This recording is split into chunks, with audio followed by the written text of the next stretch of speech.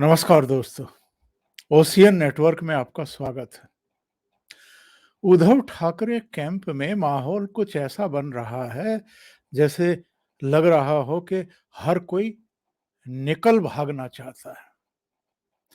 अभी अंधेरी में ऋतुजा लटके की जीत भी उनको या उनके सहयोगियों को या उनके साथ जो बचे हुए एमपी या एमएलए हैं, उनको आश्वस्त नहीं कर पा रही है और आश्वस्त कर भी कैसे पाए? क्योंकि सामने तो कोई था ही नहीं चुनाव मैदान में। भारतीय जनता पार्टी ने मोर्जी पटेल को खड़ा किया था। अंतिम समय पर राज ठाकरे और शरद पवार के कहने पर उनका नॉमिनेशन वापस ले लिया गया। तो सामने जब कोई पहलवान ही ना हो, लड़ने वाला ही ना हो, केवल कुछ निर्दलीय थे, ऐसे में अगर उद्धव ठाकरे की कैंडिडेट ऋतुजा लटके जीत करके विधानसभा पहुंच भी गई हैं, रमेश लटके की धर्मपत्नी, उनकी डेथ हो गई थी, तो अ, ऋतुजा को टिकट दे दिया बीएमसी से इस्तीफा दिलवाने के बाद। अब वो जीत गई, तो इन्होंने एक ऐसा माहौल बनाने की कोशिश की कि जैसे इनके पक्ष में अभी भी लोगों का रुझान है। आप जरा संजय राउत का शनिवार का बयान उठा करके देखिए। कह रहे हैं कि साहब 68,000 वोट मिले हैं ऋतुजा लटके को और शिवसेना को अंधेरी ईस्ट की विधानसभा सीट पर। अरे भाई, सामने जब कोई है ही नहीं, तो 68,000 मिले हों या 80,000 मिले हों, इससे क्या फर्क पड़ता है? अगर सामने भारतीय जनता पार्टी का प्रत्याशी होता, तब पता लगता कि ऋतुजा लटके जीतती भी कि नहीं जीतती। लेकिन वो होता है ना कि कोई एक बहाना अगर इनको मिल रहा है किसी तरीके से, तो उसको भी भुनाने की कोशिश कर रहे हैं, और जो बचे हुए हैं एमएलए और एमपी, उनको किसी भी तरीके से आश्वस्त करना चाहते हैं कि देखो, अभी भी हम में दम है, पब्लिक अभी भी हमारे साथ है। और जो एकनाथ शिंदे समेत 40 एमएलए चले गए हैं, और भले ही एकनाथ शिंदे मुख्यमंत्री हैं, और जो 18 में से 12 एमपी चले गए थे और 13वां शुक्रवार को चला गया गजानन कीर्तिकर, तो ये सब भी जो हैं इनके जैसे जीत के लाले पड़ जाएंगे, क्योंकि अतीत में जिन जिन ने शिवसेना से बगावत की है, उनको बुरे हाल से गुजरना पड़ा है। हालांकि ये तथ्य भी सही नहीं है। क्या नारायण राणे फिर नहीं जीते, या राज ठाकरे की पार्टी के लोग नहीं जीते थे क्या 2009 के विधानसभा चुनाव में? या जो और छोड़ करके गए हैं, चाहे आपके अ, जो एनसीपी में चले गए थे छगन भुजबल, क्या वो नहीं जीते हैं? वो तो मंत्री भी बने हैं। तो एक बेवजह की एक एक हवा बनाने की कोशिश कि जो शिवसेना को छोड़ करके गया है, वो तो जीत ही नहीं पाया है और पब्लिक ने उसको जमीन दिखा दी है। बहरहाल, जो घटना अंधेरी के बाद हुई कि संजय राउत को जमानत मिल गई, उससे भी एक हवा बनाने की कोशिश की गई। लेकिन जो थोड़ी बहुत ये हवा बनाने की कोशिश कर भी रहे हैं, बीएमसी चुनाव से ठीक पहले आश्वस्त करना चाहते होंगे अपनी पार्टी के नेताओं को, विधायकों, एमपीज को जो बचे हुए हैं, और शायद जनता को भी। लेकिन वो माहौल बन नहीं पा रहा है, और इसकी वजह ये है कि जिसको मौका मिलता है, वो इतना अनिश्चित है हर कोई इनके साथ।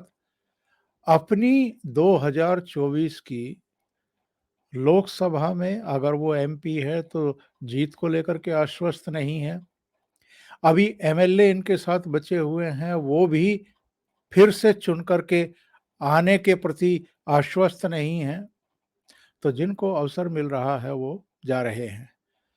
अब आप ये देखिए कि इससे बड़ा झटका उद्धव ठाकरे के लिए और क्या हो सकता है, कि जो 12 एमपी पहले चले गए थे इनका साथ छोड़ करके, उनमें राहुल शेवाले, वो मुंबई से ही चुन करके आए थे साउथ सेंट्रल सीट से, और जो अभी शुक्रवार को इनका साथ छोड़ करके चले गए एक और एमपी, 13वें एमपी गजानन कीर्ति, ये भी उत्तर पश्चिम मुंबई से ही जीत करके आते हैं।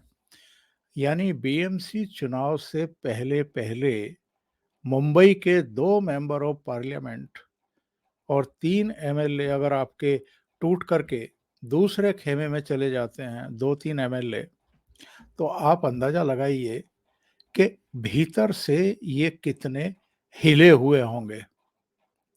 और जिस तरह से शिंदे कैंप और राज ठाकरे दोनों भारतीय जनता पार्टी के की रणनीति का हिस्सा बन गए हैं, उससे तो इनको और भी ज्यादा आघात लगा है। और सबसे बड़ा आघात दिया है, सबसे बड़ा जख्म दे दिया है गजानन कीर्तिकर ने। गजानन कीर्तिकर एक्चुअल में 2014 में गुरदास कामत को हरा करके लोकसभा पहुंचे थे, और पता है इनकी जीत का अंतर कितना था? 1,83,000 वोटों का। गुरदास कामत को कांग्रेस के कद्दावर नेताओं में माना जाता है।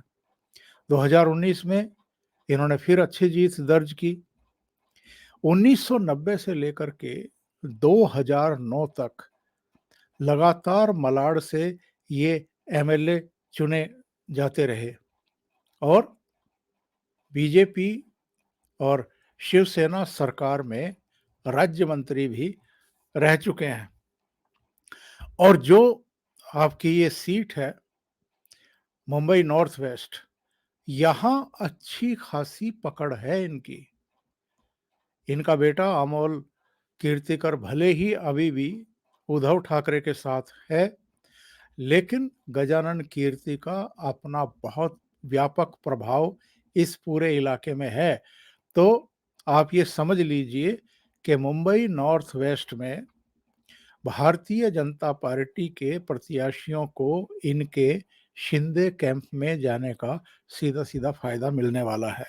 इसी तरीके से राहुल शेवाले, चूंकि साउथ सेंट्रल मुंबई से चुन करके आते हैं, तो उस पूरे इलाके में आप समझ लीजिए कि उद्धव ठाकरे कैंप को बड़ा झटका लगने वाला है। और जिस तरह की खबरें जमीन से एक्चुअल में मिल रही हैं, उसमें भले ही उद्धव ठाकरे ने जो गोरेगांव में इनका सम्मान समारोह था, या कार्यकर्ताओं का सम्मेलन था, सम्मान समारोह तो नहीं था, उसमें जिस तरीके से इन्होंने अमित शाह को चुनौती दी थी कि आप मुंबई में आ जाइए और बीएमसी का चुनाव जीत कर दिखाइए, तो वो उस पर भी लोगों के रिएक्शन जो हैं वो ये थे कि भाई आप पहले भी चुनौती दे चुके, उस चुनौती देने के बाद आपका क्या हाल हुआ, ये तो आप अभी तक अपने जख्म सहला रहे हैं। यानी मुख्यमंत्री की कुर्सी चली गई, एमवीए की सरकार टूट गई, आपकी पार्टी टूट गई, एमएलए टूट गए, एमपी टूट गए, फिर आप चुनौती दे रहे हैं बीएमसी चुनाव की। जबकि जो जमीन से सूचनाएं मिल रही हैं वो यही हैं कि शिवसेना से इनके 2.5 दशक 3 दशक के बीएमसी के शासन प्रशासन से, कामकाज से लोग खुश नहीं हैं बल्कि नाराज हैं। और जिस तरीके से इन्होंने बाला साहब ठाकरे की आइडियोलॉजी से समझौता किया और शरद पवार और कांग्रेस के साथ मिलकर के सरकार बनाई, उससे भी लोग नाराज हैं। तो ये इनको कहीं ना कहीं एहसास है इन बातों का कि जमीन पर चीजें इनके अनुकूल नहीं हैं, और भारतीय जनता पार्टी बीएमसी के चुनाव में इनको उखाड़ फेंक सकती है, और इनका 2.5-3 दशक पुराना जो वर्चस्व है बीएमसी में वो खत्म कर सकती है। और ये तो मैं और जो दूसरे पत्रकार हैं जो महाराष्ट्र पर, मुंबई पर वीडियो बनाते रहते हैं, प्रोग्राम बनाते रहते हैं, वो बार बार आपको बता चुके हैं कि बीएमसी इनकी आमदनी का बहुत बड़ा जरिया रही है, इनकी पार्टी के लिए प्राण वायु का काम करती रही है। और देवेंद्र फडणवीस का और अमित शाह का भी हमें वो बयान नहीं भूलना चाहिए जो उन्होंने दिया था। उन्होंने कहा था कि सब कुछ स्वीकार्य है, गद्दारी नहीं, धोखेबाजी नहीं। इन्होंने हमसे और महाराष्ट्र की जनता से अक्टूबर-नवंबर 2019 में धोखा किया था, गद्दारी की थी और इसकी सजा तो इनको मिलनी ही है। तो देवेंद्र फडणवीस ने अभी एक चैनल को इंटरव्यू भी दिया है जिसमें बड़ा खुल करके बोले हैं। उन्होंने कहा है कि साहब हम तो अवसर की तलाश में थे। शुरुआत इन्होंने की थी धोखा देने की और हम इनको सबक सिखाना चाहते थे। एकनाथ शिंदे और उनके साथी जब इनसे नाराज हुए क्योंकि ये आइडियोलॉजी से समझौता करके 2 ऐसी पॉलिटिकल पार्टियों के साथ मिलकर के सरकार चला रहे थे और बनाई थी, जो हिंदुत्व के खिलाफ ही काम करते हैं और मुस्लिम तुष्टीकरण की नीति पर ही चलते हैं। तो जब एकनाथ शिंदे नाराज हुए इनसे और उन्होंने अलग रास्ता लिया, तो हमने उनको आश्वस्त किया कि हम आपके साथ खड़े मिलेंगे और नतीजा ये हुआ कि ना केवल शिवसेना टूटी और एमएलए टूटे 40 बल्कि एमपी भी टूट गए और एमपी तो अभी भी टूट रहे हैं। शुक्रवार को गजानन कीर्तिकर का शिंदे कैंप को ज्वाइन कर लेना और अब 18 में से 13 एमपी शिंदे कैंप में होना और केवल 5 उद्धव ठाकरे कैंप में रुकना रह जाना, ये शो करता है कि साहब लोगों में भगदड़ की स्थिति है। अब संजय राउत जेल से बाहर आ गए हैं, तो जेल से बाहर आकर के उन्होंने फिर वही काम शुरू कर दिया है। गजानन कीर्तिकर के जाने के बाद जो संजय राउत की टिप्पणी आई है कि साहब मैं तो जेल में गया फिर भी मैंने पार्टी नहीं छोड़ी, फिर भी ठाकरे परिवार का साथ नहीं छोड़ा और यही नहीं, ये कह रहे हैं कि महाराष्ट्र की जनता गजानन कीर्तिकर जैसे लोगों को भूल जाएगी और इस बार चुनाव कैसे जीतेंगे ये हम जरूर देखेंगे। अरे भाई अपनी चिंता करो ना कि जो आपके खेमे में बचे हैं और आप लोग कैसे जनता का सामना करोगे इसका। फिर ये कहते हैं इस स्टेटमेंट में कि गजानन कीर्तिकर ने एक निष्ठावान कार्यकर्ता का तमगा खो दिया। वो कहते हैं कि साहब इनको 5 बार एमएलए बनाया, 2 बार सांसद, मंत्री पद भी दिया और पता नहीं किस चीज की लालसा में इन्होंने उद्धव ठाकरे का साथ छोड़ दिया और उम्र के इस पड़ाव पर भी वो चले गए, ये बड़ा दुर्भाग्यपूर्ण है। फिर कहते हैं कि मैं तो 3 महीने जेल में रहा, मुझे जेल में डाल दिया गया। इसके बावजूद मैंने अपनी पार्टी का साथ नहीं छोड़ा, अपनी निष्ठा नहीं छोड़ी और जो संकट के समय अपनी पार्टी और परिवार के साथ, परिवार मतलब उद्धव ठाकरे परिवार के साथ खड़ा रहता है, वही सच्चा और निष्ठावान कार्यकर्ता होता है।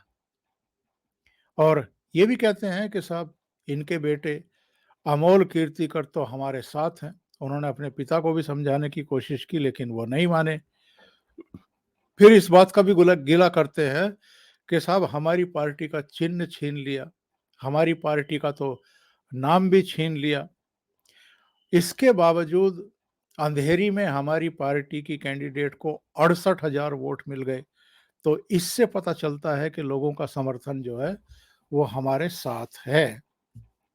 तो जो बात मैंने पहले कही वो दोहराना नहीं चाहता कि अगर सामने कोई कैंडिडेट ही नहीं है, कोई टक्कर देने वाला ही नहीं है, तो आपको 68,000 मिल रहे हैं या 80-90 हज़ार मिल रहे हैं, इससे क्या फ़र्क पड़ता है। असली पता तो शिवसेना को अब जो बीएमसी चुनाव होने वाले हैं, किसी भी समय डिक्लेयर हो जाएँगे, उसमें चलेगा। क्योंकि बहुत सारे इनके एमएलए, बहुत सारे कार्यकर्ता, बहुत सारे पार्षद एक-एक कर एमपी इनके साथ छोड़ कर के शिंदे कैंप में जा रहे हैं और उसका सीधा फायदा भारतीय जनता पार्टी को इन चुनावों में मिलने वाला है। तो जो जख्म गजानन कीर्तिकर देकर के गए हैं, ये ऐसा जख्म है जो पहले जख्म मिले हैं, अभी वही नहीं भरे हैं। ये ताज़ा जख्म है, क्योंकि इन्होंने तो एक ऐसी हवा बनाई थी कि जैसे अंधेरी में भी पब्लिक इनके साथ है, ये शो हुआ है।